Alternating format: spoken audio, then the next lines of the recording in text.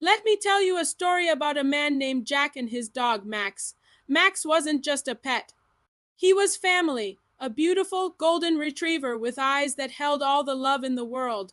For 7 years, they were inseparable. They explored forest trails, played fetch until the sun went down, and on quiet evenings, Max would rest his head on Jack's lap, a silent promise of unwavering loyalty.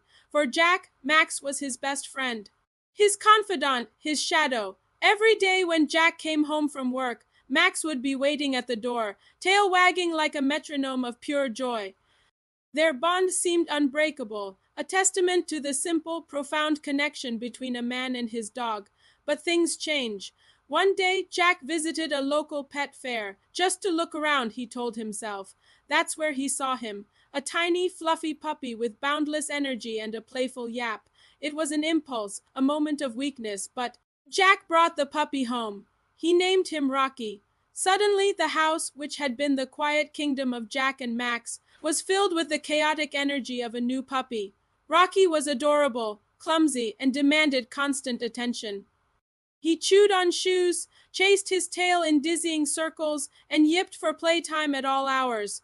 Jack was completely smitten. He started spending all his time with Rocky, teaching him tricks, taking him on short walks around the block walks that Max was no longer invited on. The long hikes in the woods became a distant memory. Jack's phone, once filled with pictures of Max against majestic landscapes, was now a gallery of Rocky's puppy antics. When Jack came home, he'd scoop up the wiggling puppy, barely glancing at the old friend waiting patiently by the door. Max's tail would give a hopeful wag or two, but it would slowly droop as he watched Jack and Rocky play, his golden eyes filled with a confusion that was heartbreaking to see. Max tried to join in. He'd nudge a worn-out tennis ball toward Jack, his tail giving a hopeful thump against the floor. But Jack would just say, "Not now, boy. I'm busy with Rocky," or worse, he'd toss the ball once, distractedly, his attention already back on the puppy. Max would retrieve it, of course, because that's what loyal dogs do. And he'd drop it at Jack's feet, waiting for a praise that never came. He'd watch from his old spot on the rug as Jack cuddled with Rocky on the sofa, the very sofa Max was no longer allowed on. It was as if a curtain had fallen, and Max was on the wrong side, watching a life he was no longer a part of. The neglect was slow but deep. Max's food bowl was still filled. His water was fresh, but the nourishment his soul craved, Jack's affection, his companionship, was gone. He spent most of his days lying by the window, watching the world go by, a silent, furry statue of forgotten love. The light in his eyes began to dim. He'd still greet Jack at the door, but the frantic, joyful dance was replaced by a slow, hopeful rise, a tail that barely moved. He was becoming a ghost in his own home. He didn't understand what he'd done wrong. He had given Jack 7 years of perfect, unconditional love, and overnight it seemed to count for nothing. One crisp autumn weekend, Jack decided to take on a project he'd been putting off, fixing the roof of his old shed in the backyard.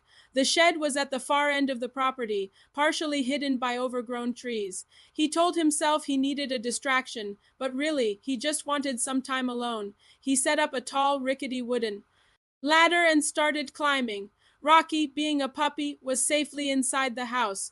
Max, however, followed Jack outside, as he always had. He lay down in the grass a few feet away from the shed, his head on his paws, watching his human with those same devoted eyes. Jack barely acknowledged him. "Stay out of the way, Max," he muttered, focusing on his task. The afternoon wore on. The wind picked up, rustling the leaves in the trees. Jack was high up on the ladder, reaching to secure a loose shingle when it happened. A sudden, powerful gust of wind rattled the trees, and, more importantly, the unstable ladder. It wobbled violently. Jack lost his balance. He tried to grab onto the roof, but his fingers slipped. With a cry of alarm, he tumbled backward, his leg twisting awkwardly as he hit the ground with a sickening thud. A sharp, searing pain shot up from his ankle. He tried to move, but the pain was blinding. He was alone, hidden from view, and his phone was on the porch, 100 yards away. Panic began to set in. He shouted for help, but his voice was swallowed by the wind and the rustling leaves. No one could hear him. The pain was getting worse, and a cold dread washed over him. He was trapped. He thought of Rocky, safe inside. The puppy wouldn't even know something was wrong. Despair started to creep in. It was in that moment of absolute hopelessness that he heard a sound, a deep, urgent bark. He turned his head, gritting his teeth against the pain. It was Max. The old dog was on his feet, barking frantically, his eyes locked on Jack. He wasn't barking at a squirrel or a stranger. This was a bark of pure, focused alarm. Seeing Jack wasn't moving, Max took off. He didn't run aimlessly. He bolted toward the front of the house, toward the road, toward help. He ran faster than Jack had seen him run in years, a golden blur of purpose. He reached the driveway and began barking relentlessly at every car that passed, at anyone who might be within earshot. People in their cars just glanced over, probably thinking it was just a noisy dog, and drove on. But Max didn't give up. He ran back to Jack, licked his face as if to say, "I'm here, I haven't forgotten you," and then raced back to the road, his barks growing more desperate. Finally, a neighbor who was out for a walk, a woman named Sarah, noticed the dog's strange behavior. She knew Max. He was normally such a calm, quiet dog. This frantic, non-stop barking was completely out of character, and the way he kept running a short distance down the driveway and then back toward the house. It was like he was trying to tell her something. Curiosity and concern piqued. Sarah followed him. Max led her around the side of the house, right to the backyard, right to where Jack was lying, pale and in agony. "Oh my God, Jack!" she yelled, rushing to his side while pulling out her phone to call for an ambulance. While they waited, Max never left Jack's side. He lay down next to him, nudging his hand and whining softly, his warm presence a comforting anchor in a sea of pain and fear. When the paramedics arrived and carefully loaded Jack onto a stretcher, Max tried to jump into the ambulance with him, his loyalty knowing no bounds, lying in the hospital bed later that day, with his leg in a heavy cast. Jack had a lot of time to think. The events of the day replayed in his mind, but one image stood out with piercing clarity.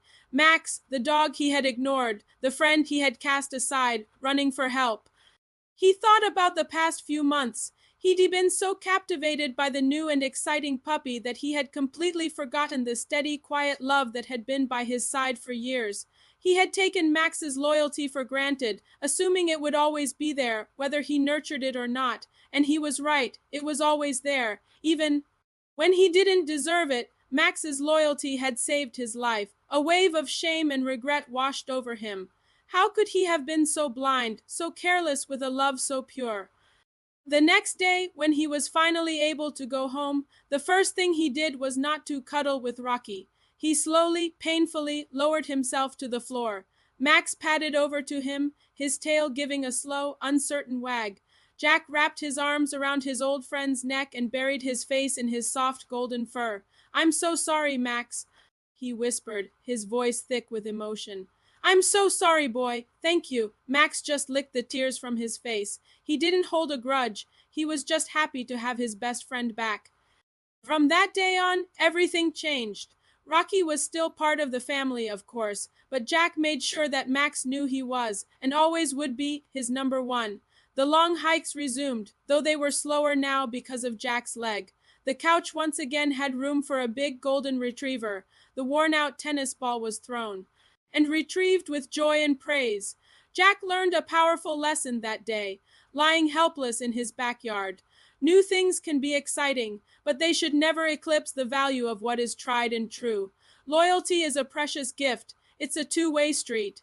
And true loyalty, the kind that will run for help when you fall, deserves to be cherished, respected, and returned always. Thanks for watching. Don't forget to like and subscribe for more stories.